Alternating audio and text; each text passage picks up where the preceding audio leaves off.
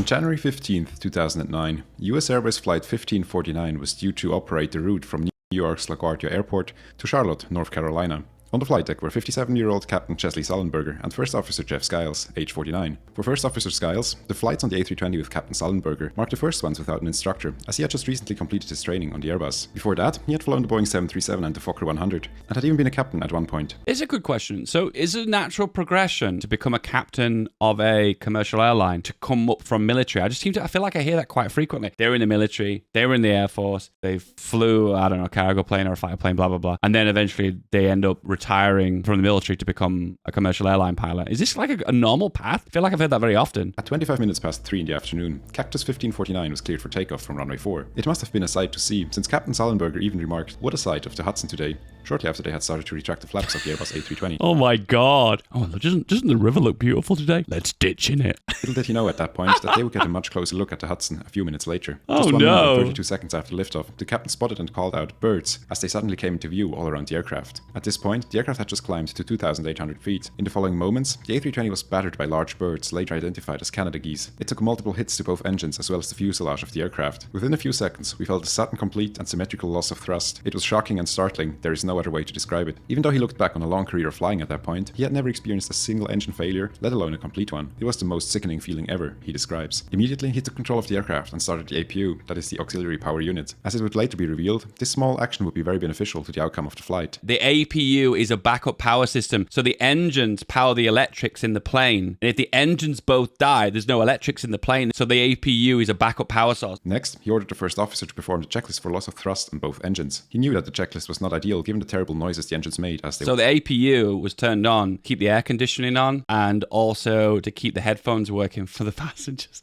wound down. Sully assumed that they would never be able to run again. All is They well. had to try something, All and is that checklist fine. was their best chance.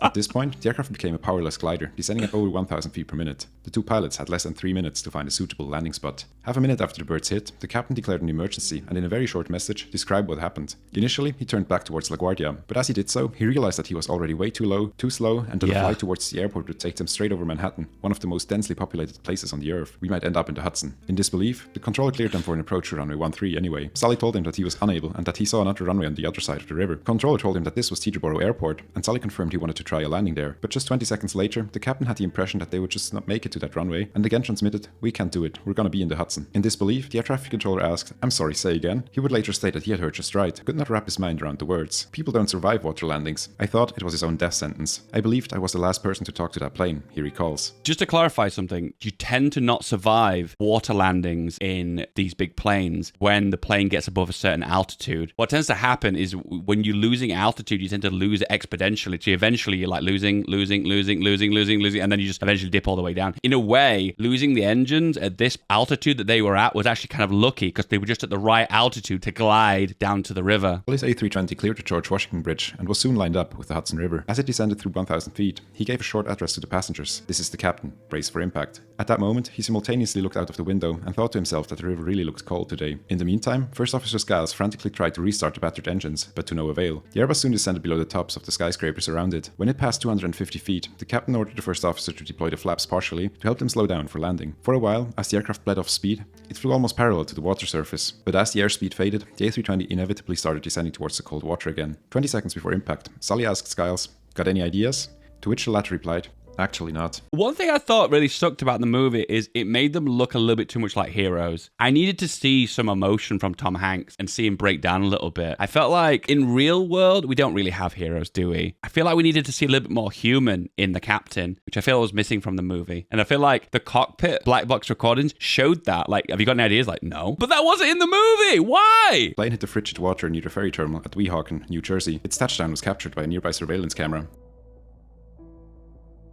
On the flight deck, the pilots must have been relieved. Splash. Almost in unison, they told each other that wasn't as bad as I thought, but also they knew that now an evacuation lay just ahead of them. Since the public address system didn't work anymore, Sully got up and called out to the flight attendants that they should evacuate the aircraft. He was satisfied to see that they had already started doing that. Water started rushing into the aircraft from the back, and it quickly became evident that it was not advisable to open the rear doors. Instead, passengers were redirected to be evacuated through the forward doors and O-ring. I wonder how water started to creep into the back of the plane. Where did it get in from? Was it like from the luggage department, or was it like the flaps for the wheels maybe, and that started why it started to sink from behind? Surely, if it can climb to super high altitudes, it needs to be water and air tight, right? Because if there was any kind of escape route for air, it would escape in those really high pressure regions when you're really high altitude. So surely it should be able to float on water. Ooh, God, we need to play an expert in this. Outside, the air temperature was well below freezing, and the water temperature was at just 5 degrees Celsius, or 40 degrees Fahrenheit.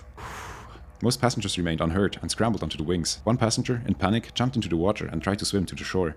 He later changed his mind and returned to the life raft with strong hypothermia. Oh my God, such a bad idea. Flight attendant that had been sitting in the rear of the aircraft noticed only when she was in the life raft that she was severely injured, sporting a long and deep gash in her leg that had been caused by a beam of the cargo compartment that had penetrated the cabin floor upon touchdown. So something from the cabin shot up. When the plane hit the water, something from the cabin shot up and pierced and ripped her leg. Whoa! Nearby ferry captains had seen the aircraft splash down or heard about it on the radio and quickly made their way to the downed aircraft. Within minutes, help arrived for the passengers who were huddled together on the wings and rafts. One by one, they were lifted aboard and brought to the nearby ferry terminals. Due to the current of the river, passengers were dropped off at different stations, which initially made it difficult to tell if everyone had made it to the shore. Some groups were separated, with some family members ending up on the New York side, others ending up on the New Jersey side of the Hudson. 4 hours after the crash, it became clear that everyone had made it out alive. The air traffic controller that had tried to help Flight 1549 had been relieved from his duties shortly after the aircraft touched down in the Hudson. This is normal after aircraft accidents. He was brought to a small room without a TV or internet for questioning and drug testing, and only later learned that the aircraft had not been destroyed. Whoa! So the procedure is someone who's on air traffic control is that when they are speaking to a plane that does crash, they are relieved of their duties immediately and then isolated. I wonder if that's like an attempt to stop you from going mad because you obviously are listening to something that could be a traumatic moment. You could be speaking to someone's last minutes. And on top of that as well, he had no idea that the plane would landed safely and everyone survived. He had no idea because he was kept in isolation. God, can you imagine running through your head all the thoughts? Airbus thought that a dual engine failure was more likely to happen in cruise and therefore created a checklist for such a case. Only when you're cruising in high altitude, they would expect a dual engine failure to happen. So probably the checklist is so long because you've got lots of time to react, but not in this situation where you lose the engines at low altitude. So you can't really go through all the checklists of things to try. The checklist spanned over multiple pages and is rather convoluted. Oh no! How do we restart the engine? Get out the manual. It's like a 50-page manual. I've never read this manual. Have you? No. How long do we have? 5 minutes.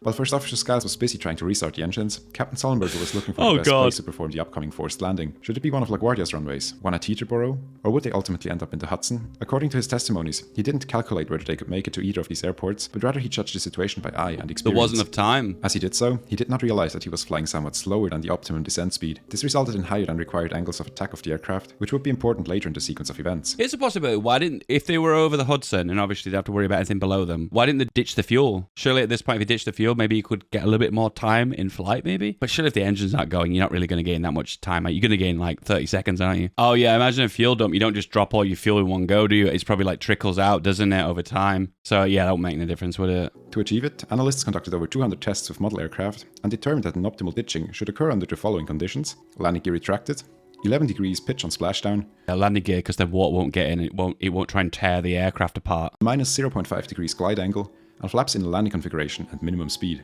According to Airbus, this would result in a touchdown at about 210 feet per minute, which is quite soft. However, in the original certification, Airbus assumed that the ditching would be performed with at least one engine running, but the board found out that the defined target values were all but impossible to achieve during a ditching without engine power. Sully's aircraft touched down at 750 feet per minute, almost 4 times the certified value. This was in part due to the fact that the aircraft was already at a high angle of attack due to the lower than optimal speed, which made the landing somewhat more difficult. So one of the big elements in the movie Sully, is they talk a lot about in the simulations, he was able to get the plane back to an airport in time and not have to land in the river, which obviously landing a river is very, very, very risky. But one thing they didn't factor in is that when the bird struck the engines, there was a reaction time of making a decision, like, are the engines still working? Do we have any backup power? Where should we go? Should we speak to air traffic control and what airport we can actually land at? Because therefore there might be a plane taking off at that exact point. You have to make all those decisions, and they factored in that all those decisions would take 35 seconds. And when they factored in 35 seconds for that decision in the simulation, no one would make it back. If you reacted immediately when the bird struck the wings, turned to go back to the airport, you'd make it. But if you had 35 seconds to make a decision, you would never make it back. And therefore therefore they relied on the 35 seconds being a realistic scenario and to react in that circumstance. Think about it. This guy's done thousands of flights. This scenario is so unbelievably rare. You never really know what to do. You have to pause to think. Like, what am I actually going to do? You don't automatically think, I'm going to go back to the airport immediately, do you? The truth is that the engines might just have stalled for a little second. You might have lost some engine power, but eventually you gain it back, you know? The final report states that multiple Canada geese, weighing on average 8 pounds, struck each engine. Investigators came to the conclusion that the engines simply were not designed to withstand impacts by birds of that size and weight. It was also quite unlucky that the birds hit the center of each engine, which caused damage to the engine's cores. Had they only hit the edge of the fan, for example, it would have been much more likely that the engines would have been damaged, but remained functional to some degree. To be fair, it's a completely unrealistic scenario that both engines simultaneously take a full bird, a full goose, flies into each individual engine. That scenario is so rare. Wow. Sure, some parts are overly exaggerated, especially the NTSB hearings.